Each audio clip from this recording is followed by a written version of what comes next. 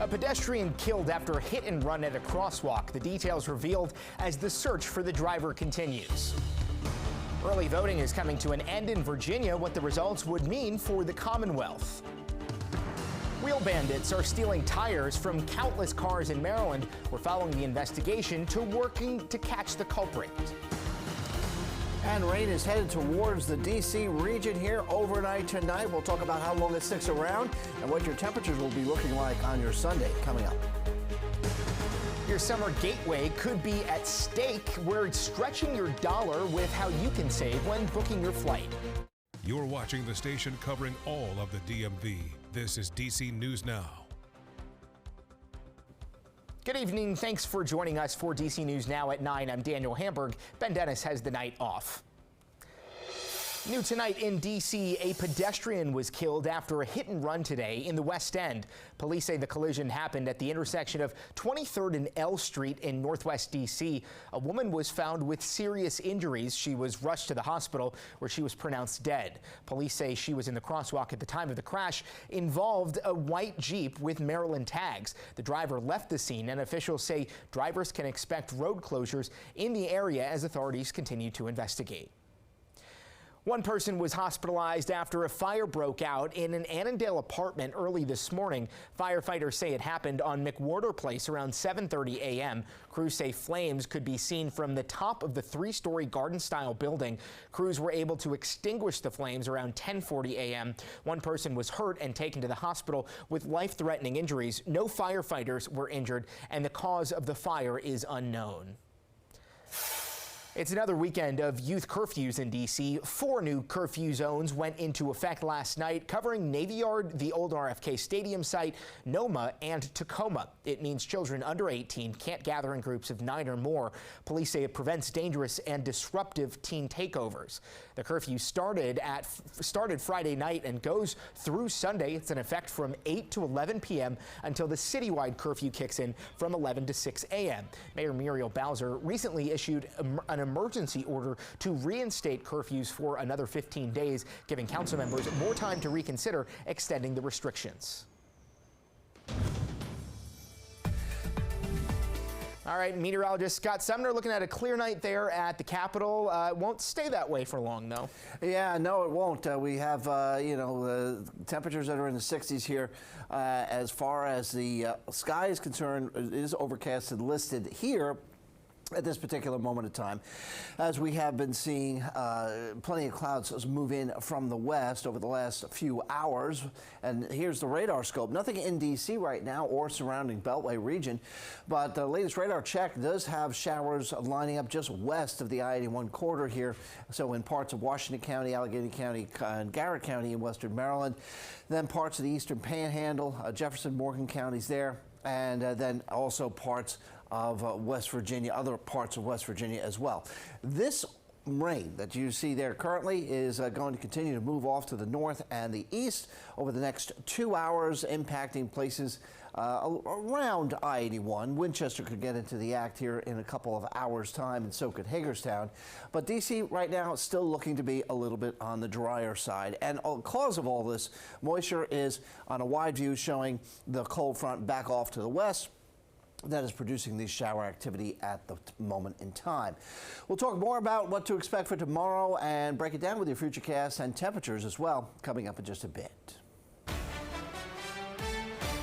Thank you, Scott. Tuesday is special election day in Virginia, focused on redistricting. The last day of early voting wrapped up early this evening as voters decide whether to allow a redrawing of the Commonwealth's congressional districts. DC News Now's Dave Laval talked with voters in Arlington. Turnout for the final day of early voting here in Arlington appeared to be steady. Democrats are deciding whether redistricting will take place.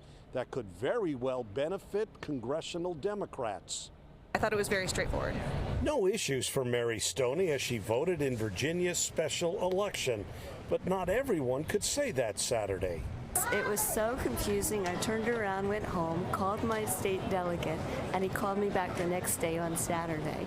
10 of Virginia's 11 congressional districts would favor Democrats if voters approve the measure. They currently hold a razor-thin 6-5 edge over Republicans across the Commonwealth. Democratic lawmakers want to pass a new map before the 2030 census. Louis Ziegler is not surprised some voters got confused. I think anytime there's a simple kind of yes and no without really understanding the full complexity of a question, it can be very confusing for a lot of people. Democrats want to offset Republican gains as a result of similar changes in states like Texas and Missouri. Voters offered advice for those still heading to the polls. I mean, I think it's always important to do your due diligence before you vote on anything. Yeah. I didn't need to do too much research on it, but yeah, I think due diligence is always important. Polls across the Commonwealth will reopen again Tuesday morning starting at 7 o'clock. In Arlington, Dave Laval, DC News Now. Opponents of a casino in Northern Virginia are urging lawmakers not to overturn the governor's veto. The grassroots efforts against the casino are worried the General Assembly will try to reverse the governor's decision and go against the objections of local government, community leaders, and families in the region. Governor Abigail Spanberger vetoed legislation to build a gaming facility in Fairfax County, saying it would create a precedent of removing local government decision-making.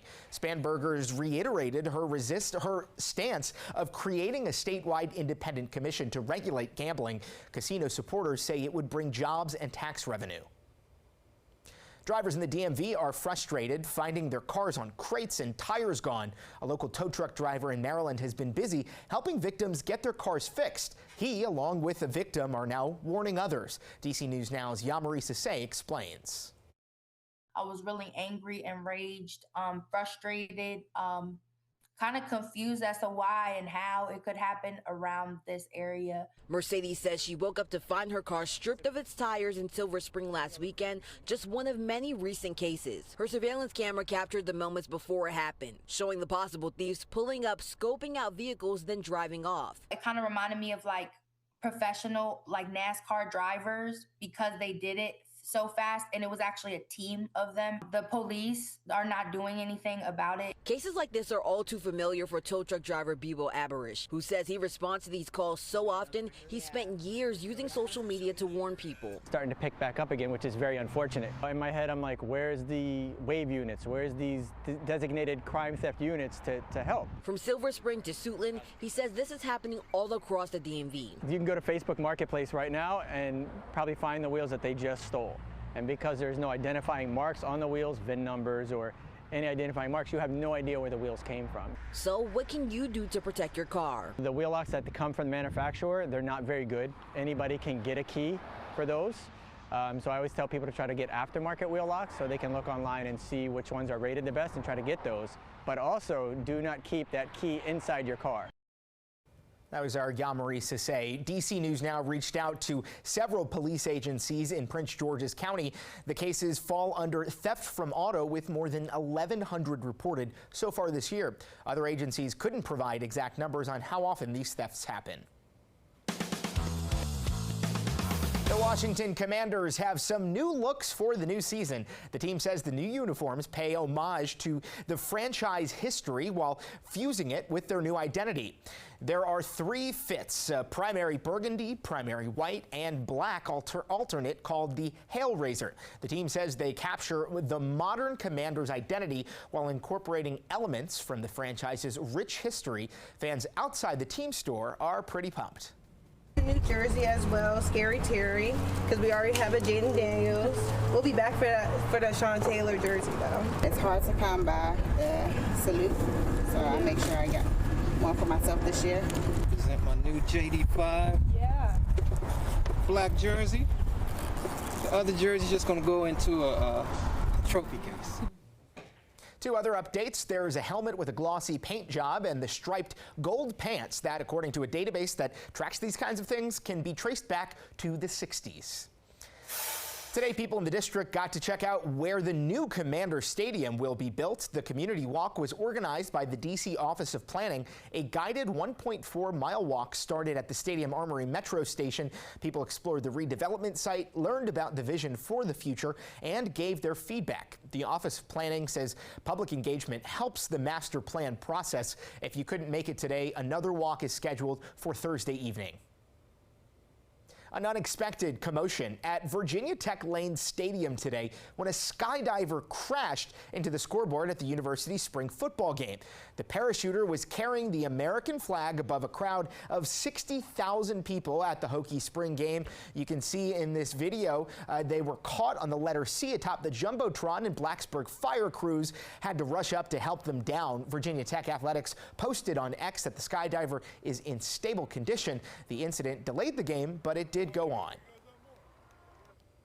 The National Zoo was a popular place to be today, reaching capacity shortly after opening. In a post shared on X just before 8:30 a.m., the zoo said it reached capacity of 10,000 people and encouraged animal lovers to visit another day. People who were able to make it in say they wanted to get out and enjoy the nice weather today. I like how much free area it is. You know, you can walk around. There's a lot of walking around. Like up where we are, there's not really many zoos that you can walk around for miles. This one you can really walk around for miles. In just a few days, you can see the zoo's new baby Asian elephant. 2-month-old Lin Mai makes her debut Wednesday, April 22nd. Coming up, the sky-high price to fly these days is climbing even more. We're helping you stretch your dollar where you can find some savings. Time is now 9:11 as we take a live look there at the Washington Monument. Stay with us. Scott Sumner will have your full forecast when we come back.